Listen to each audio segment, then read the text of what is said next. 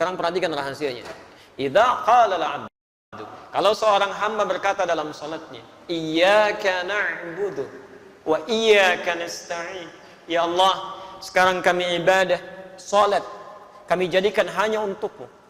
Dan sekarang kami punya persoalan dalam kehidupan. Kami mohonkan solusinya hanya kepadamu.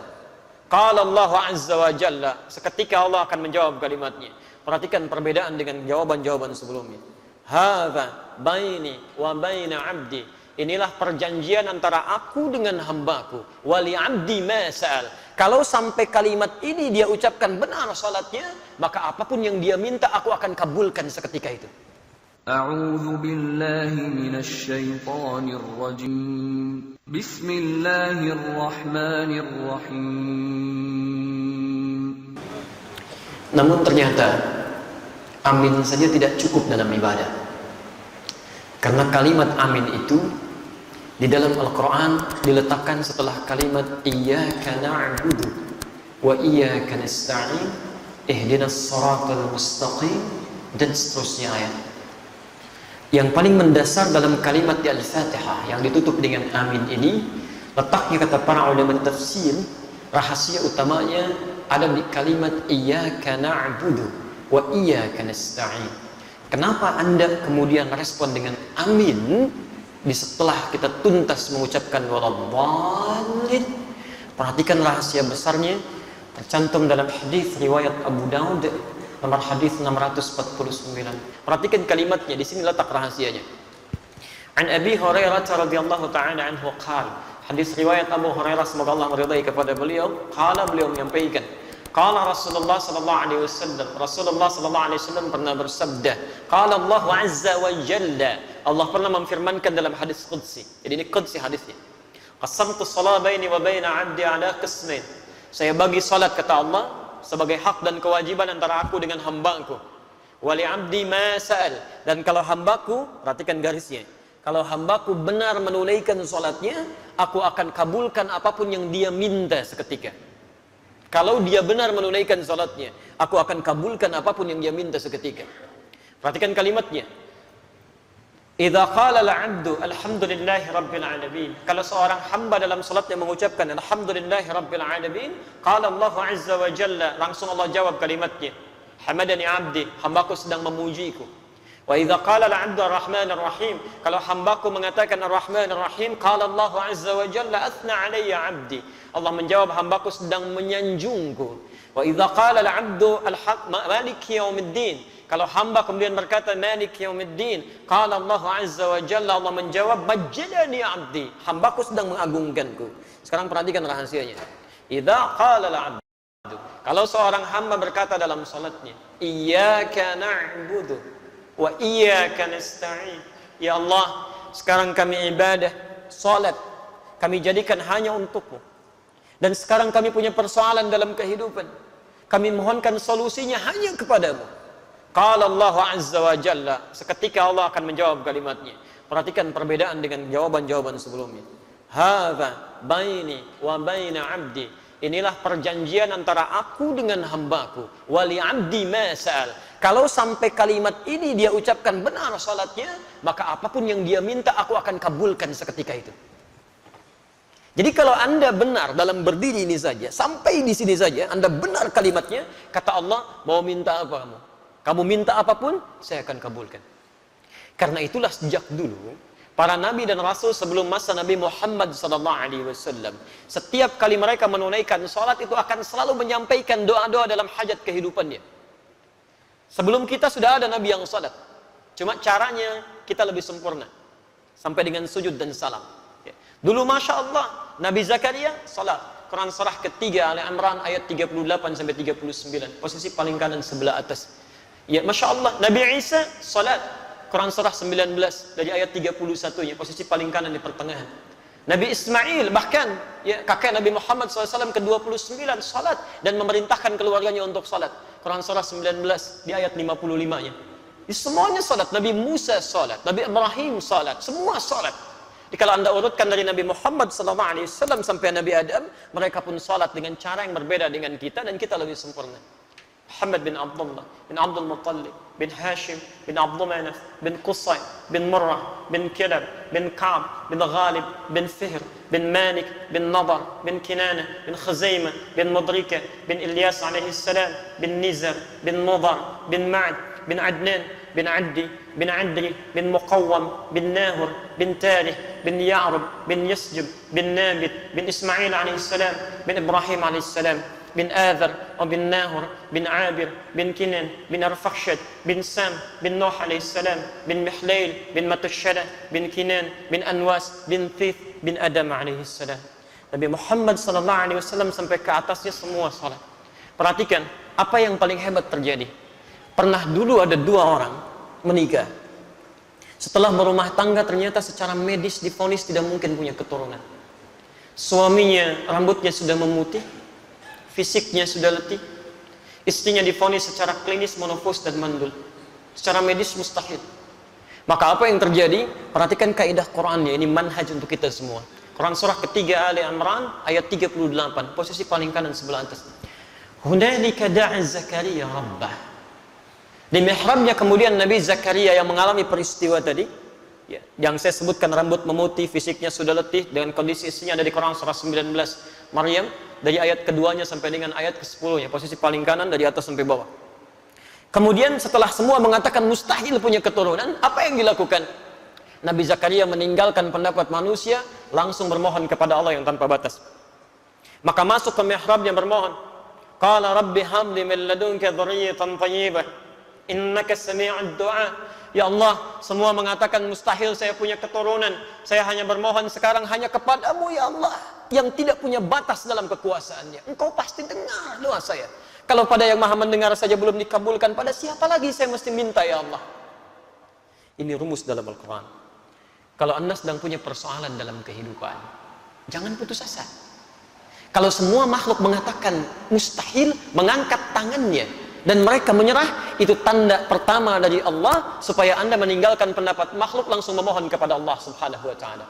Isyaratnya ditemukan di Quran karena Allah ingin memberikan langsung kepada Anda tanpa melalui perantara yang lainnya. Kalau dengan sudah diberikan seperti itu belum mampu mendekatkan Anda kepada Allah, Anda mesti diberikan seperti apa lagi? Sehat belum bisa mendekat kepada Allah. Mata bisa melihat, belum bisa menggunakan untuk melihat yang baik-baik. Diberikan sakit belum ingat Allah juga. Anda mesti bagaimana lagi supaya ingat Allah? Ada anak orang matanya nggak bisa lihat, cuman usianya 4 tahun, ada yang 5 tahun, mata buta, masih mau menghafal Quran, sampai hafal Quran. Mu'adz namanya. Anda 40 tahun, 50 tahun, matanya sehat, masih bisa melihat sampai hari ini. Kalau dengan seperti itu belum mampu melihat isi Quran saja, mesti dengan cara apa lagi dimotivasi supaya mau meningkatkan ibadah? Taib, ketika bermohon itu apa yang dilakukan? Ternyata bukan bermohon biasa, ditunaikan dalam keadaan sholat, masih berdiri sholatnya. Berdiri dalam bahasa Arab disebut qa'im, qa'im. Sedang sholat yusalli. Perhatikan, begitu memohon kepada Allah dalam sholatnya, seketika turun malaikat. Dan kalimatnya menggunakan fa, fanadatul malaikat. Ada yang menggunakan waw, ada yang menggunakan thumma, ada yang menggunakan fa. Itu berbeda. Saya katakan dhahaba Muhammad ila jami'il jihad wa Ali. Muhammad datang ke Masjid Al-Jihad dan Ali. Kalau menggunakan waw itu Muhammad datang, Ali nyusul. Kalau kalimatnya menggunakan thumma, maka ada jarak yang cukup panjang. Muhammad sudah pergi, 1 jam kemudian Ali baru datang. Tapi kalau menggunakan fa Ali, maka ketika Muhammad berangkat, Ali berangkat. Allahu Akbar. Begitu selesai doanya menggunakan fa, fanadatul malaika. Selesai doa, belum selesai salatnya. Selesai doa, tiba-tiba turun malaikat. Wa huwa qa'imun yusalli fil mihrab. Sedangkan beliau masih berdiri dalam salatnya, masih berdiri, belum selesai salatnya. Saat dalam keadaan berdiri ini apa yang disampaikan? Annallaha yubashshiruka bi Yahya. Allah kasih kabar gembira, Anda akan punya anak. Namanya langsung dari Allah, Yahya. Artinya hidup. Yang mustahil menurut manusia, lahir dari rahim seorang perempuan yang menofos dan mandul bayi yang hidup, kata Allah tidak ada yang mustahil. Dan terlahir dalam keadaan sehat menjadi nabi setelah itu. Taat menunaikan salat.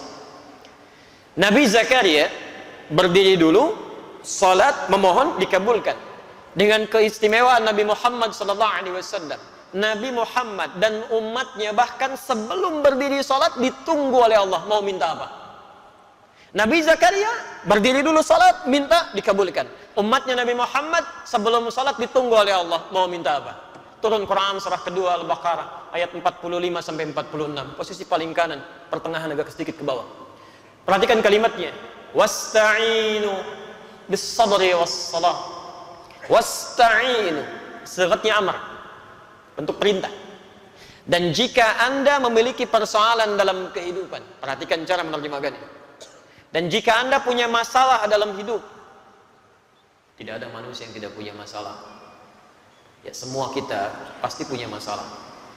Ini pun tenang-tenang begini belum tentu nggak punya masalah. Kantor ada yang belum selesai, itu pasti. Quran surah kedua Al-Baqarah ayat 155 sampai 157, posisi paling kiri di atas sampai ke tengah. Setiap kita punya persoalan, ya. Baik. Dan jika Anda punya masalah dalam kehidupan, maka mintakan solusinya kepada Allah. Perhatikan caranya ya, supaya masalah cepat selesai. Kalau Anda sedang punya masalah, satu, bis-sabri, terima dulu masalahnya dengan sabar, jangan mengeluh. Tidak ada satupun ayat di Quran yang berbicara tentang keluhan. Pilihannya cuma sabar. Diterima dengan sabar. Dengan kesabaran itu nanti bimbingan Allah turun. Perhatikan rumus ya, rumus kesabaran dalam Al-Quran tentang masalah. Lihat rumusnya. Quran surah kedua Al-Baqarah ayat 286. La yukallifullahu nafsan illa wus'aha. Allah sampaikan, tidak mungkin Allah menguji, menitipkan masalah pada seseorang kecuali dia sanggup mengatasinya. Artinya kalau Anda sedang diberikan masalah, diberikan ujian, artinya Anda sanggup mengatasinya. Jadi sekarang kalau Anda sedang punya masalah berat, luar biasa, itu artinya cuma Anda yang sanggup, yang lain belum tentu bisa. Karena itu dititipkan kepada Anda, bukan pada yang lain. Jelas ya? Karena cuma Anda yang bisa mengatasi. Sifat Allah itu punya keadilan, tidak mungkin menitipkan masalah pada orang tidak sanggup. Kalau Anda sedang punya masalah luar biasa, artinya hanya Anda yang sanggup mengatasinya, yang lain tidak. Dan tidak usah pasang status, memang hanya saya yang bisa mengatasinya. La yukallifullahu nafsan illa wus'aha. Diterima dengan sabar. Sifat adil Allah ini, Masya Allah, bukan hanya melekat pada manusia, binatang pun mendapatkannya. Tumbuhan pun meraihnya. Tahu cicak? Bagaimana beraktivitasnya? Merayap. Di mana? Di dinding. Apa makanannya? Nyamuk. Nyamuk bagaimana aktivitasnya? Terbang. Di mana sifat keadilan Allah? Makanannya bisa terbang, cicaknya nggak bisa terbang. Kalau nyamuknya jenius, itu jadi permainan cicak, gitu ya. Tapi perhatikan, turun kemudian keadilan Allah di sini.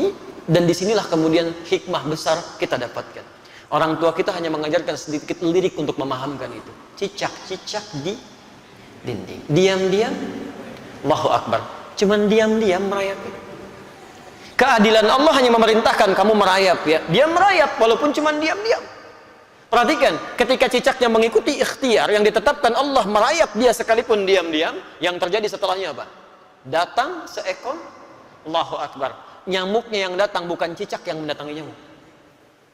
Dia cuma dituntut merayap walaupun diam-diam. Rizkinya datang, bukan cicak yang mendatangi nyamuk. Nyamuknya yang datang. Siapa yang mendatangkan nyamuk kepada cicak? Kalau dia tidak merayap, gak akan datang, Pak. Cicak saja yang tidak dihisab, rizkinya ada. Apalagi antum yang dihisab. Datang seekor nyamuk, setelah itu silahkan ya. Jadi selalu gitu kan, ada kebaikan yang bisa kita dapatkan. Jadi rumus dalam kehidupan, ketika Anda mendapatkan masalah, terima dengan sabar. Tapi tidak cukup sampai situ. Wassalah. Dan saat sholat, mintakan solusinya. Minta kepada Allah. Makanya kalimatnya ketika wasta'inu itu kata perintah. Lihat, wasta'inu itu bentuk perintah. Kalau ingin dirubah jadi bentuk permintaan, maka dirubah kalimatnya dari wasta'inu menjadi nasta'in. Itu bentuk permintaan. Wasta'inu dirubah jadi bentuk nasta'in. Ya Allah, Engkau perintahkan kami minta, sekarang kami memohon solusinya. Nasta'in kepada siapa? Kepadamu ya Allah. Iyyaka nasta'in. Saya mau tanya, apakah dalam sholat kita mengucapkan kalimat iyyaka nasta'in? Saat sujud atau saat rukuk? Berdiri. Bukan sujud, bukan rukuk, berdiri. Iyyaka na'budu wa iyyaka nasta'in. Bukankah Nabi Zakaria bermohon saat berdiri? Beliau minta dikabulkan. Kita belum minta, sudah ditunggu oleh Allah. Tunaikan salat, lakukan, saya tunggu. Kamu minta wa iyyaka nasta'in, dijawab di hadis qudsi. Ada baini wa baina 'abdi wa li 'abdi ma sa'ad. Ini perjanjian antara aku dengan hambaku. Kalau hambaku benar salatnya, maka akan kabulkan apapun yang dia minta. Allahu akbar. Nah, karena itulah Bapak dan Ibu sekalian, dalam masalah salat ini Nabi tegas sekali. Dan tidak ada toleransi-toleransi yang sangat tinggi di sini. Semua diberikan ketentuan yang jelas, dalil yang benar, sehingga ketika diikuti semua itu diharapkan semua orang sholat mendapatkan keutamaan yang dimaksudkan. Itu baru satu. Antum hati-hati ya di sini ya. Pernah dulu di zaman Nabi, ada orang masuk ke masjid Nabi, namanya Khalad Az-Zurairi. Sholat di samping Nabi, tapi jadi bermasalah. Itu ada di Al-Bukhari, nomor hadis 751. 757 di hadis Muslim nomor hadis 397. Babnya babul musifis salat, bab tentang orang yang salatnya bermasalah. Qila bima ma'na, dikatakan ja'a rajulun ila Nabi sallallahu alaihi wasallam. Datang seorang lelaki kepada Nabi sallallahu alaihi wasallam. Fadakhala ila al-Masjid an-Nabawi, maka masuk ke Masjid Nabi. Fa shalla bi janbin Nabi sallallahu alaihi wasallam. Maka salat di samping Nabi sallallahu alaihi wasallam. Dari mulai takbir sampai dengan salam. Falamma sallama yaminan wa shimala, tatkala salam ke kanan dan ke kiri, tiba-tiba faqala lahu an-nabiy sallallahu alaihi wasallam. Nabi sallallahu alaihi wasallam langsung berkata pada orang itu, "Shalli fa innaka lam tusalli." Anda salat lagi karena Anda belum salat. Padahal sudah salam. Fa'ada salatahu 3 marrat. Kemudian ia mengulangi salatnya sampai dengan 3 kali. Faqala lahu an-nabiy sallallahu alaihi wasallam mithla ma kana. Setiap kali dia salam, Nabi tetap mengulangi kalimat yang sama. Ulangi salatnya, kamu belum salat. Faqala ya Rasulullah ma ahsinu ghairah. Maka dia berkata, ya Rasulullah, saya tidak bisa lebih baik lagi daripada ini. Faqala lahu an-nabiy sallallahu alaihi wasallam. Maka Nabi berkata kepada orang ini setelah dia mengatakan, "Alimni, tolong ajarkan saya." Kata Nabi, "Idza qumta ila shalah fa asbighul wudu." Kalau ingin salatnya sempurna, begini, sempurnakan dulu wudunya, dicontohkan Rasulullah. Kemudian famastaqbilil qiblah, menghadap ke arah kiblat, begini caranya. Diatur dari mulai berdirinya, merapatkan safnya, sampai dengan kemudian bertakbir sampai salamnya. Setelah selesai itulah kita mendengar kalimat sampai hari ini. Sallu kama ra'aitumuni usalli. Al-Bukhari nomor hadis 651. Salatlah kalian persis seperti melihat saya ini salat. Nah, ternyata praktek Nabi ini meminta kita salat seperti pernah melihat Nabi salat. Dulu sahabat melihat dan mengajarkan pada generasi setelahnya, bukan ingin membebani kita salat, tapi supaya salat kita benar. Dengan benarnya salat itu, manfaat salat bisa kita dapatkan dalam kehidupan. Minimal doa kita bisa dijawab oleh Allah. Bukankah dalam semua gerakan salat ada doanya? Ruku ada doanya, sujud ada doanya, duduk di antara 2 sujud 7 permintaan. Ada yang minta rezeki, ada yang minta rahmat, ada yang minta ampunan, ada yang minta perlindungan. Rabbighfirli warhamni wajburni warfa'ni, dan seterusnya. Subhanallah. Jadi ada kebaikan di situ. Itu baru 1, belum 4 yang lainnya. Karena Allah menjamin ada 5 kebaikan yang diberikan pada orang yang sholatnya benar, yang tidak akan pernah diberikan pada yang tidak sholat, atau bahkan orang sholat tapi sholatnya tidak seperti yang diinginkan oleh Al-Quran dan dituntun oleh Rasulullah SAW. Baik.